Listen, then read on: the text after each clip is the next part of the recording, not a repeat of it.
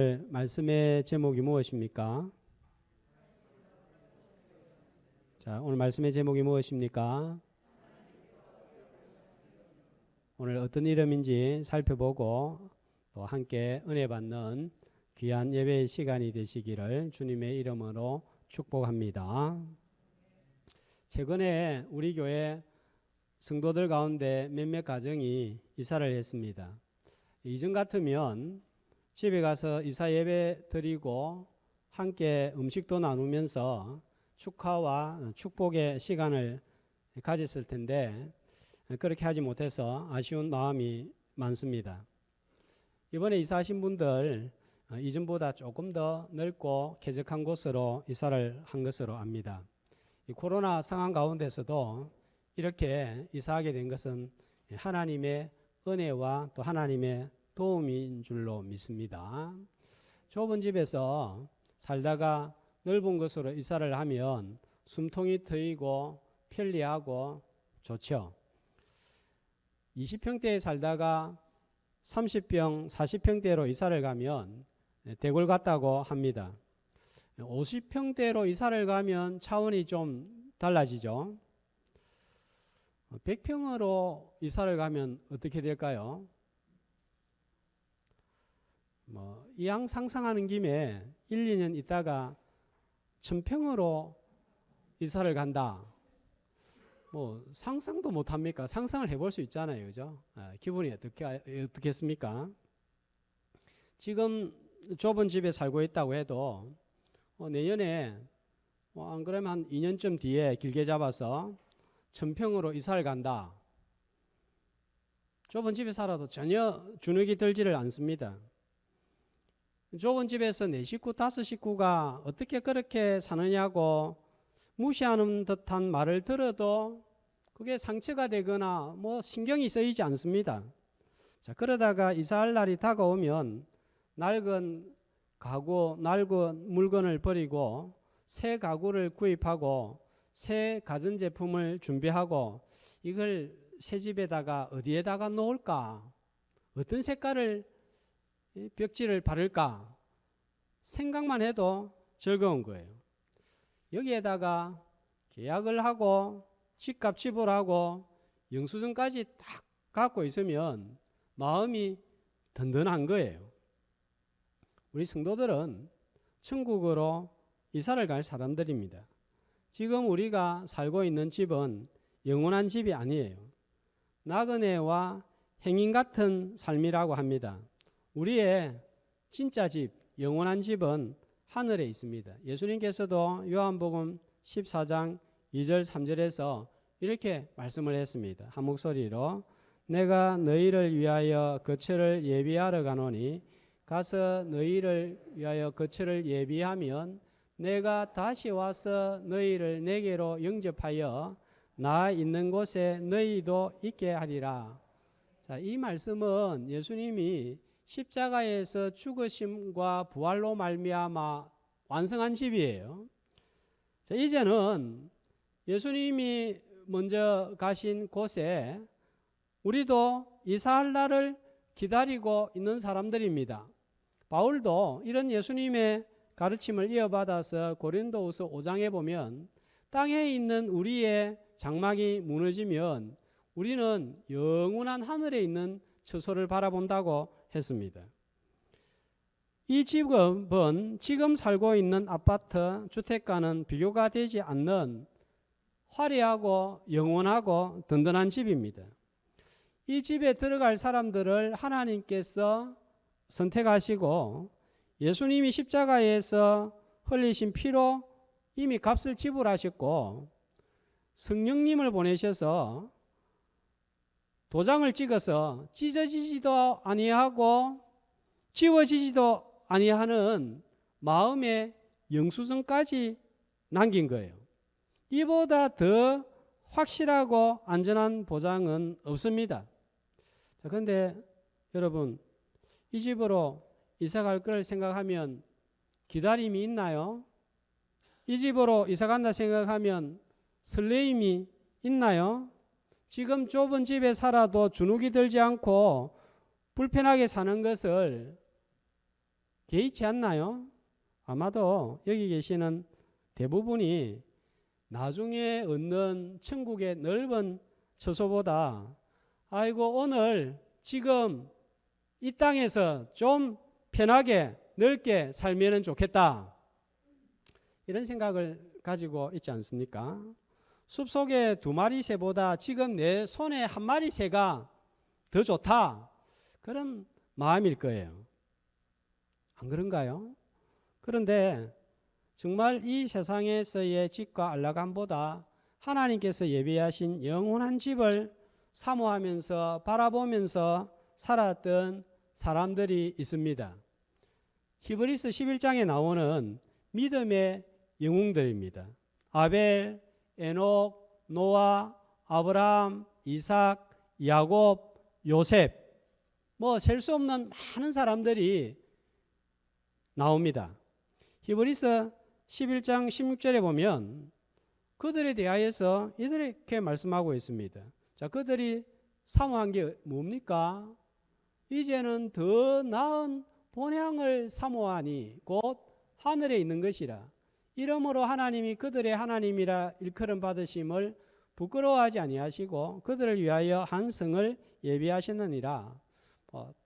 모든 히브리서 11장에 있는 믿음의 사람들이 이렇게 하나님을 집을 사모했지만 아브라함, 이삭, 야곱, 요셉 같은 분들은 그 대표적이라고 할 수가 있겠습니다. 자, 이들은 땅에 대한 집착이 굉장히 강했습니다. 아브라함은 아내 사라가 죽었을 때 헷 족속이 매장지를 공짜로 준다고 하는데도 불구하고 은 400세겔이라는 엄청난 값을 지불하고 삽니다. 야곱과 요셉은 죽은 후에 그 잘나가는 애굽의 피라미드 같은 화려한 곳에 묻힐 수도 있었지만 그것을 원하지 않고 내 뼈는 반드시 가나안 땅에 묻어달라 유언으로 남겼습니다. 지상의 땅을 통하여서 영원한 기업을 바라보고 영원한 성을 바라보고 후손들도 이런 영원한 기업을 바라보기를 원했기 때문입니다. 자, 이들은 영원한 것을 얻기 위해서 땅에서 영원하지 않은 것들을 포기한 사람들이에요. 그래서 우리는 이들을 믿음의 조상들이다, 믿음의 영웅들이다 이렇게 부르고요. 하나님도 이렇게 살아간 저들을 하나님의 나라에서 별처럼 빛나는 이름들로 기록을 하신 거예요.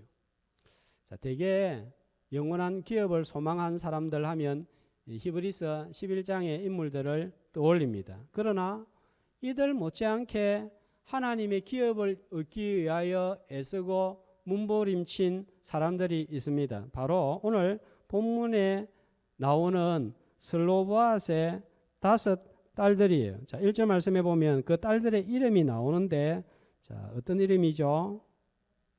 자, 첫 번째로 말라와 노아와 호글라와 밀가와 디르사라. 이전에 들어본 적이 있습니까? 교회를 오래 다녀도 히브리서 11장의 인물들은 잘 알지만 이 딸들의 이름은 생소할 거예요. 슬로보아까지는 들어보았는지는 몰라도 성경에 이런 이름이 있어서 이런 분들이 많을 것입니다. 그런데 이 딸들의 이름이 여기에만 기록이 되어 있는 것이 아니라 성경의 4장에 걸쳐서 등장을 하고 있습니다. 자, 이 사람들은요, 여성이에요. 딸들이에요. 고대 사회에서 여성의 이름이 족보나 상속자의 명단에 나오지 않습니다. 그럼에도 불구하고 이들의 이름은 계속 나오는 거예요. 26장 29절 이하에 보면 이들의 이름이 또 나옵니다. 자, 7대 손까지 언급을 하는 거예요. 므낫세 지파 중에서 마길, 그 다음에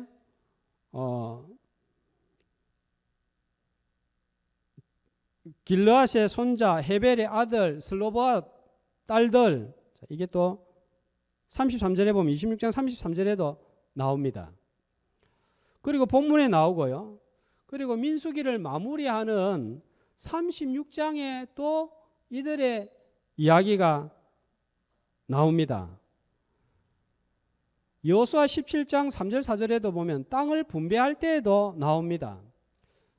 성경에 보면 사라, 리브가, 요게벳, 라합, 룻, 한나 같은 대단한 믿음을 가진 여성들도 지면을 이렇게 많이 하여서 기록하지 않았습니다. 도대체 이 딸들은, 여성들은 누구이기에 성경에 이렇게 길게 기록을 했을까요? 그만큼 이 여성들의 역할이 중요했기 때문이고, 하나님은 여성이지만 이들의 이름을 기억하기를 원했던 거예요. 민수기 26장의 내용이 어떤 내용이었습니까? 이스라엘 백성들의 인구를 두 번째로 조사한 거예요. 인구를 두 번째로 조사한 이유, 뭐 하기 위해서요? 목적은 첫 번째로 싸움에 나가기 위해서, 전쟁하기 위해서 20세 이상을 계수를 했습니다. 두 번째는 이제 가나안 땅에 들어가게 되면 그 준비를 하기 위해서입니다. 그리고 세 번째는 가나안 땅 들어가면 당장 어디에 살 것인가, 땅을 분배하기 위해서입니다. 그런데 이 분배하는 과정에 문제가 생긴 거예요. 땅은 누구에게 상속이 됩니까? 전부 다 남자들, 아들들에게만 상속이 됩니다. 그런데 이 슬로보앗이라는 가정에는 어떤 거예요? 아들은 한 명도 없고 딸만 5인 딸 부자입니다. 그러니까 얻을 땅이 없고 가문이 끊어질 위기에 놓인 거예요. 이때 2절과 3절 말씀을 보면 5 딸들이 똘똘 뭉쳐서 모세와 지휘관들 앞에 나와서, 그러면 우리는 땅을 어떻게 분배받느냐? 그러면서 4절 끝에 말씀에 우리에게 기업을 주소서, 이렇게 요구를 한 것입니다. 이의를 제기한 것입니다. 자, 그래서 5절에 보면 모세가 이걸 하나님께 어떻게 해야 됩니까? 물어보았고, 결론은 8절입니다. 하나님께서 어떻게 결론을 내렸습니까? 요구한 대로 그의 기업을 그의 딸들에게 주라 하는 거예요. 하나님께서 이들의 요구를 인정을 했습니다. 하나님께서 요구를 들어주시고 성경에 이렇게 길게 기록하여서 그 이름들을 남긴 이유는 단순히 이 딸들이 부동산에 욕심이 있었기 때문이 아니에요. 그랬다면 이 성경에 이렇게 길게 기록하지 않았을 것입니다. 하나님의 마음에 흡족한 요구였기 때문입니다. 그렇다면 하나님께서 어떤 부분을 흡족하게 여기시고 기억하시는 이름들로 성경에 기록을 했을까요? 자, 3가지를 살펴보겠는데, 첫 번째로 이 5 딸들의 요구에는 강한 믿음이 들어 있었기 때문입니다. 어떤 믿음이었을까요? 이스라엘 백성들은 아직 가나안 땅에 들어가지 못했고 가나안 땅을 밟아보지도 못했고 땅을 전혀 얻지도 못한 상태입니다. 땅 분배를 위하여서 계수하고 이 땅을 어떻게 나눌까, 그 기준 원리를 이야기하였을 뿐인데, 슬로보앗의 딸들은 마치 지금 땅을 얻어야 되는 것처럼, 얻을 것처럼 요구하고 있습니다. 하나님이 약속하신 것이 지금 성취된 것처럼 믿고 땅을 요구하고 있는 거예요. 자, 1세대 조상들이 가데스 바네아에서 가나안 땅을 정탐하고 난 다음에 어떤 보고를 합니까? 악평을 하면서 이 땅은 주민을 삼키는 땅이다, 우리는 메뚜기 같다 하면서 이렇게 나왔는데, 이렇게 불신앙한 남자들의 모습하고는 너무나 대조적인 모습입니다. 믿음은 바라는 것들의 실상이요 보지 못하는 것들의 증거라고 했습니다. 눈에 보이지 않지만 하나님께서 약속하셨으니까 이 기업을 받았다, 반드시 받는다 하는 그런 믿음이에요. 인간적으로 생각하면 이 5딸들은 김칫국을 너무 빨리 마시는 것처럼 보이지만 땅을 주신다는 하나님의 약속, 말씀을 철저하게 신뢰하는 믿음의 여성들입니다. 하나님이 기뻐하시는 사람들이 어떤 사람인지요? 히브리서 11장 6절에 보면 하나님께 나아가는 자는 반드시 그가 계신 것과 그가 자기를 찾는 자들에게 상 주시는 이심을 믿어야 할지니라. 하나님을 기쁘시게 하는 사람들은 이런 믿음이 있는 거예요. 하나님은 영원한 기업, 영원한 천국을 우리에게 말씀으로 약속을 하셨습니다. 그런데 이런 영원한 기업에 대한 소망, 기다림, 그런 설레임이 우리는 잘 없죠.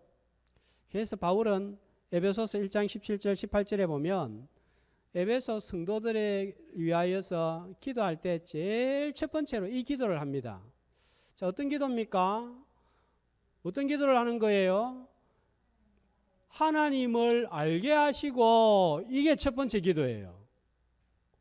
자, 그렇게 하나님을 알게 해서 그 다음에요, 하나님을 알면 영안이 밝아집니다. 눈이 밝아집니다. 자, 그러면 무엇을 알고 보게 되는가요? 부르심의 소망이 무엇이고, 그 다음에요, 성도 안에서 기업의 영광이 풍성함이 무엇인가, 이거를 알게 해달라고 첫 번째로 기도했습니다. 자, 에베소 성도들 우리하고 별반 다르지 않을 거예요. 얼마나 교회 안에 성도들이 여러 가지 아픔과 눈물과 문제들이 많았겠습니까?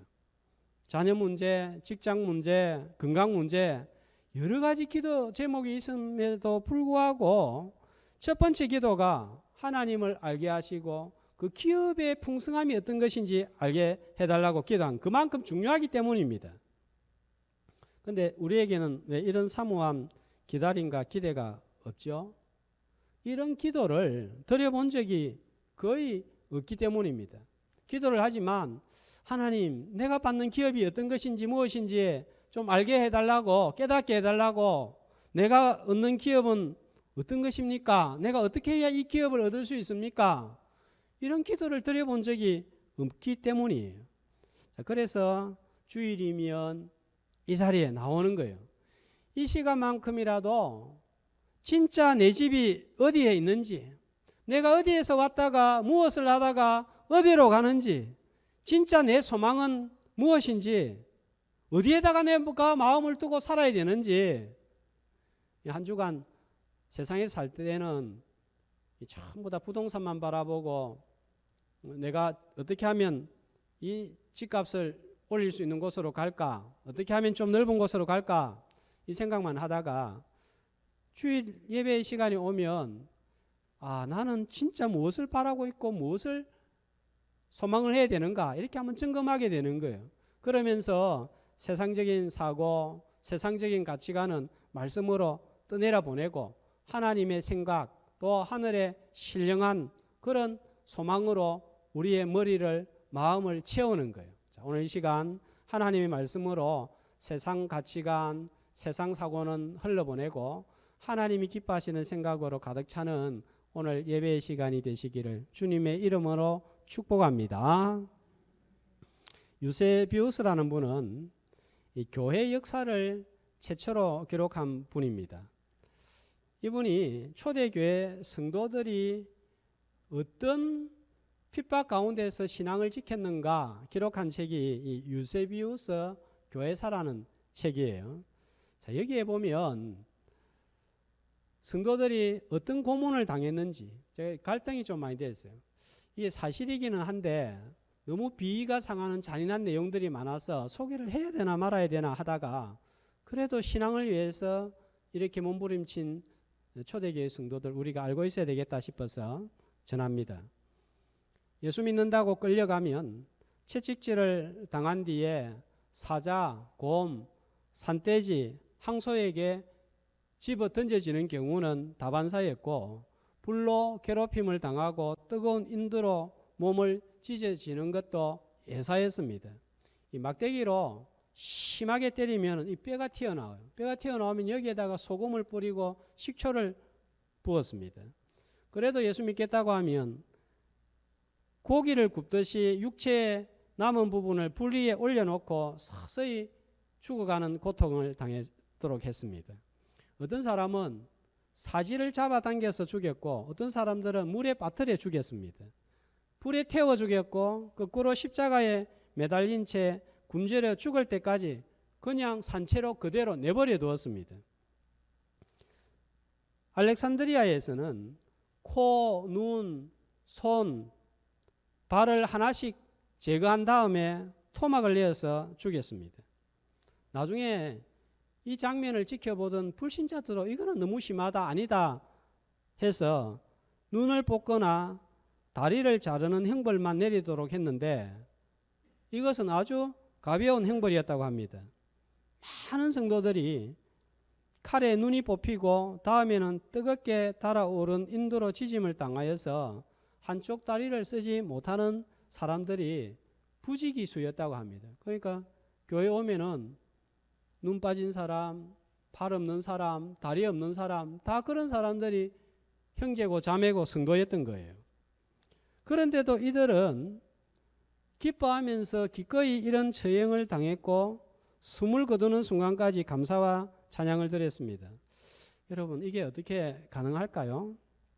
우리에게 만약 이런 상황이 온다면 과연 견뎌낼 수가 있을까요?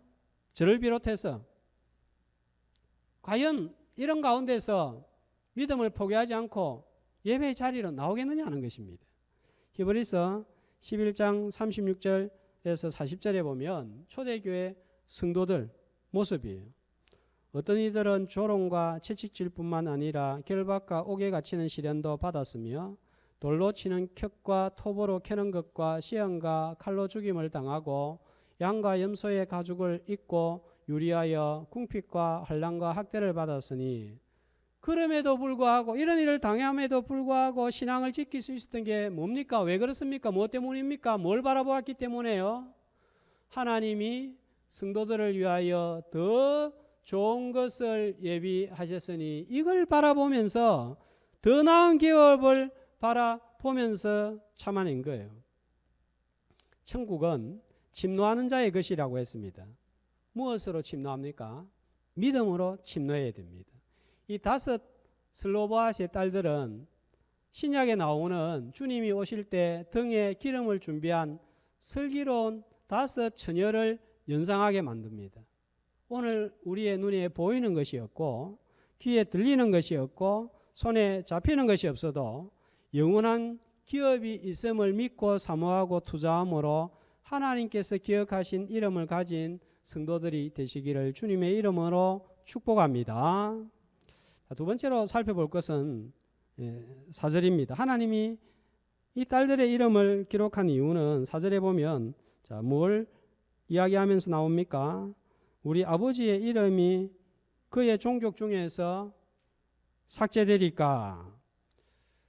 고대 사회에서는 아버지가 죽어서 아들이 없으면 땅이 없어지고 땅이 없어지면 아버지의 이름도 사라집니다. 대가 끊어지고 이스라엘 백성들에게서는 언약의 반열에서 이름이 사라지는 것을 의미를 한 거예요. 그러니까 이 딸들이 아버지의 영적 유산을 지키고자 이어받고자 하는 강렬한 열망으로 아버지의 이름이 언약 백성의 이름에서 사라지지 않도록 한 거예요. 그래서 하나님이 이런 이름을 기억을 하고 기록을 한 거예요. 자녀들에게 뭘 물려주기를 원하십니까? 우리 한국 부모님들은 자녀를 위해서는 한 푼이라도 더 물려주기를 원하는 마음이 아주 유달리 강한 것 같습니다. 제가 호주에 있을 때 보니까 16살이 되면 아이들을 집에서 내보내고 독립하도록 하는 것을 보았습니다. 그런데 우리 이 나라의 경우에는 나이가 몇 살이든지 상관이 없고 결혼할 때까지 같이 삽니다. 또 결혼을 해도 어떤 분들은 같이 살려고 합니다. 그리고 자녀들은 하나라도 더 받기를 원합니다. 집이든 땅이든 한 푼이라도 더 받으려고 하는 거예요. 그런데 우리 성도가 자녀들에게 정말 물려줘야 될 것, 성도의 자녀들이 정말 물려받아야 될 것이 무엇인가요? 부모님의 신앙입니다. 영적인 유산을 물려줘야 되고 물려받아야 됩니다.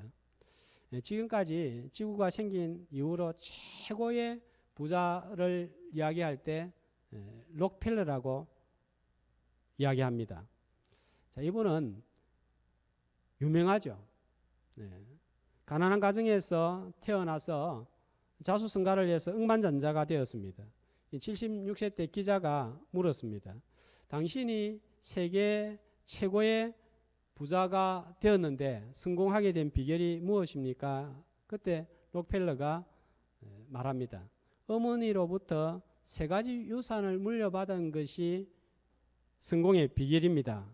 첫 번째, 11조 생활하라는 유산입니다. 둘째는 교회에 가면 맨 앞자리에 앉아서 예배를 드리라는 것이었고, 셋째는 교회 일에 순종하고 목사님의 마음을 아프게 하지 말라는 유산이었는데, 저는 이 어머니의 가르침에 따라 98세로 이 순간까지, 이 세상을 떠날 때까지 평생 빠짐없이 수입의 12분의 1을 하나님께 드리고 이렇게 또 예배의 맨 앞자리에 오고 교회를 위해서 힘을 썼습니다 하는 것이 그의 대답이었습니다.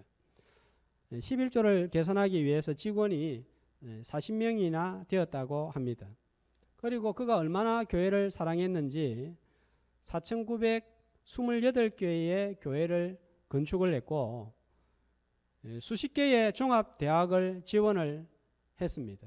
그 어머니를 위해서 지은 교회가 미국의 리버사이드 처치인데 크기도 크지만 정말 대단한 교회예요.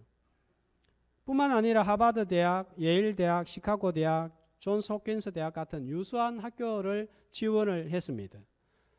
오늘날 이 교회와 대학들이 미국 사회를 이끌어가는 지주 역할을 하고 있습니다. 이 록펠러에 대한 비판도 만만치 않지만 그가 남긴 교회와 사회 공헌도를 볼 때 그의 신앙의 유산을 절대로 무시할 수가 없습니다. 돈이, 재산이 우리 자녀를 책임지지 못합니다. 돈이 아니라 신앙을 물려줄 때 하나님께서 그 자녀를 인도하시고 책임질 줄로 믿습니다. 영적인 유산을 물려주고 물려받아서 영원한 생명책에 빛나는 이름을 가진 부모와 자녀들이 되시기를 주의 이름으로 축복합니다. 그 다음에 11절 말씀을 보면요, 이 여성들의 요구로 놀라운 일이 일어나고 있습니다. 자, 어떤 일인가요? 자, 11절 끝에 보면 어떻게 기록이 되어 있습니까? 이스라엘 자손에게 판결의 규례가 되게 할지니라.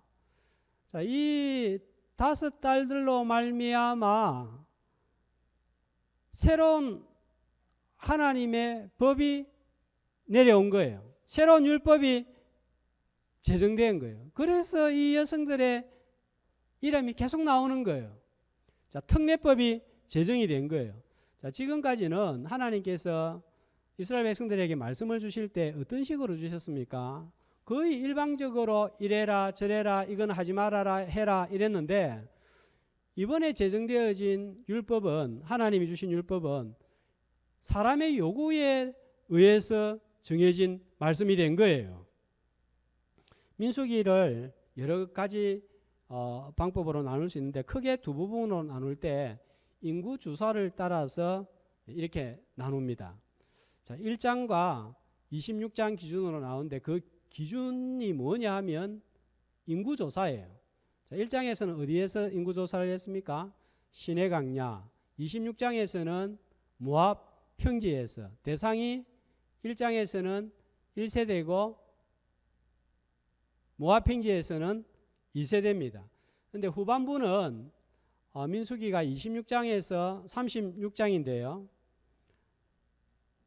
26장에 아까 누가 등장을 했습니까? 시작 부분에 있어서 므낫세 그 자손들 언급하면 슬로바스의 5딸들의 이름이 33절에 나옵니다.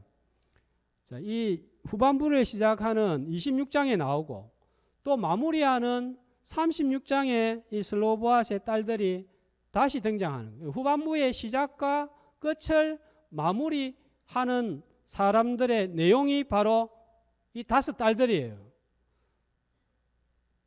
기업 분배가 얼마나 중요한지를 알려주고 있습니다. 이 하나님의 말씀이 참 신기하고 신비하잖아요. 그냥 생각 없이 대충 기록한 것이 아니라 이 민수기의 구조를 통해서도 이 5딸들이 얼마나 중요한지 후반부의 첫 장과 마지막에 배치를 한 거예요. 자, 그래서 이 성경이 하나님의 말씀이 되는 거예요. 모세가 그냥 아무렇게나 기록한 게 아니에요. 하나님께 기도하는 가운데 이렇게 구조마저도 하나님의 말씀임을 알려주고 있는 것입니다. 성경은 하나님께서 나그네 고아 객 가부에 대하여 얼마나 관심이 많은지 여러 번 강조를 하는데 잠언 14장 31절에는 이렇게 말씀하고 있습니다. 한 목소리로 가난한 자를 학대하는 사람은 그를 지으신 하나님을 멸시하는 자며, 가난한 사람 학대하는 게 바로 하나님을 멸시하는 거라는 거예요. 5딸들로 인해서 여성이나 약자가 소외되지 않도록 권리를 보장을 받은 거예요. 고대 사회에서 여성은 정말 약자입니다. 심하게 말하면 사람 취급하지 못했던, 받지 못했던 그런 시대였습니다. 그런데 9절과 11절을 보면 이 법이 이렇게 제정이 됩니다. 아버지가 죽었을 때에 기업을 물려받는 순위가 나오는데, 첫 번째 누군가요? 아들입니다. 자, 보여주세요. 그 다음에 아들이 없으면 이전에는 뛰어넘어가는 거예요. 다른 사람한테로 뛰어넘어가는 거예요. 그런데 딸한테 이 상속권이 주어지고, 그 다음에 아버지의 형제, 그 다음에 할아버지의 형제, 형제가 없으면 친족, 이렇게 가는 거예요. 그러니까 이 딸들이 완전히 소외가 되어가지고 보호를 받을 수가 없었는데, 이 딸 5명으로 말미암아 특례법이 제정이 되어서 약자도 이제 얼마든지 보호를 받을 수 있는 그런 법이 제정이 된 거예요. 이 획기적인 사건입니다. 자, 이 말씀을 통해서 우리가 어떤 교훈을 받습니까? 우리 성도들의 삶은 약자를 배려하고 소외된 자들 돌보는 일에 관심을 가져야 됩니다. 하나님께서 약자, 소외된 자들에게 관심을 가지고 있기 때문입니다. 새로운 땅, 가나안 땅에서는 소외된 자들이 없는 새로운 땅, 약자와 소수도 보호받는 하나님의 공의와 정의가 실현되기를 간절히 바라는 하나님의 마음이 이 말씀 안에 담겨 있는 거예요. 이제는 예수 그리스도로 말미암아 새 땅이 된 이 교회 안에 하나님의 마음이 담겨 있는 거예요. 영국의 양심으로 불리는 분이 있습니다. 우리가 노예 해방하면 머리에 누구를 떠올립니까? 아브라함 링컨 대통령을 떠올리지만 그 전에 노예 해방을 위하여서 전 삶을 바친 분이 계시는데 바로 윌리엄 윌버 포스라는 분이에요. 영국이 포르투갈, 스페인을 제치고 대항해 시대의 주역이 되면서 대영 제국 시대가 열립니다. 그때 아프리카에서 흑인들을 노예로 삼고 돈을 많이 벌어들였습니다. 당시 영국 국가 재정의 3분의 1이 노예 사업으로 번 돈이라고 합니다. 이 노예 제도가 비인간적인 제도라는 것을 알면서도 국가 재정에 끼칠 악영향을 생각하면 아무도 폐지하자 주장을 못했습니다. 이때 나선 인물이 바로 윌리엄 윌버 포스예요. 양심적인 의원들도 노예 무역이 잘못됐다는 줄 알면서도 왕족, 귀족, 농장주, 무역상들의 눈치를 보면서 지지를 못했습니다. 그러나 포기하지 않고 계속 이 법안이 통과되기를 애를 씁니다. 이 일로 인해서 2차례나 암살 위기를 넘겼고 온갖 중상모략이 그를 괴롭혔습니다. 의회에서 150여 차례나 노예제도 폐지의 필요성을 역설하는 연설을 했습니다. 그의 노력과 의지가 마침내 동료 의원들의 마음을 움직였고 1807년 노예 무역을 금지하는 법안이 의회에서 통과가 됩니다. 20년 동안 벌인 투쟁의 결과였습니다. 그리고 1833년 7월 26일 영국 의회는 공식적으로 대영 제국 내의 모든 노예들은 1년 안에 해방시킨다 하는 법안까지 통과시켰습니다. 자, 윌버포스는 이 소식을 듣고 3일 후에 눈을 감았습니다. 영국은 후손들 앞에 부끄럽지 않는 명예를 선물한 윌버포스의 공로를 인정해서 왕과 귀족들이 묻히는 웨스트민스터 사원에 그를 안장을 했습니다. 예, 한국 기독교인이 1000만이라 그러고 150년 역사를 향하여 가고 있는데 우리 한국 기독교에도 이런 인물이 나오면 얼마나 좋을까 하는 그런 아쉬움이 생깁니다. 이 정치한다고 하는 예수 믿는 분들, 이 대통령까지 몇 명을 배출한 한국 교회지만 아직 이런 인물이 없습니다. 왜 한국 교회에서는 이런 인물이 나오지 않느냐? 자, 이렇게 우리가 비난하지 말고 오늘 내가 약자를 위해서 할 수 있는 일을 하면 되는 거예요. 제가 우리 교회에 처음 부임했을 때 성도 가운데 한 분이 목사님, 교회 안에서는 소외되는 사람이 한 사람도 없어야 됩니다. 이렇게 말씀을 하시더라고요. 제가 들으면서 속으로 그거 당연한 말씀인데 왜 저런 말씀을 목사한테 하지 하는 생각을 했습니다. 그런데 담임을 하고 시간이 많이 지나고 난 후에 이 말이 무슨 말인지 몰랐다는 사실을 제가 알게 된 거예요. 이 말의 의미를 깨닫는 데는 시간이 참 많이 걸렸습니다. 대단하게 한국 교회는 이렇게 외치지 말고 우리 교회 안에서 약자들이 있는 거예요. 질병으로 고생하시는 분들이 약자입니다. 연세가 많이 드신 분들이 약자입니다. 집안일로 직장일로 고민하고 밤잠을 자지 못하는 그분들이 약자입니다. 물질적으로 어려움을 겪는 그분들이 약자인 거예요. 이런 분들을 위해서 기도하고 전화도 해주고 식사라도 대접하면 큰 위로가 되는 거예요. 교회 안에 조금만 관심을 가지면 이런 분들이 많습니다. 그것을 할 수 없다면 그분이 모르지만 그분을 위해서 기도하는 거예요. 자, 이렇게 약자들을 돌아보는 사람을 하나님은 기억하십니다. 슬로보와 딸들의 요구가 얼마나 하나님의 마음에 흡족했으면 요구하자마자 바로 응답을 주신 거예요. 즉각적인 응답이었습니다. 그러니까 하나님의 뜻대로 요구하니까 하나님이 바로 응답을 주신 거예요. 5 처녀들의 믿음과 영적인 유산과 약자 보호가 하나님의 마음에 합하였기 때문입니다. 영원한 기업에 대한 하나님의 약속을 믿음으로 바라보고 영적인 유산을 물려주고 물려받고 약자들을 돌아보고 소외된 자가 얻게 되어서 하나님께서 기억하시는 우리 교회와 우리 다대교회 성도들 다 되시기를 주님의 이름으로 축복합니다.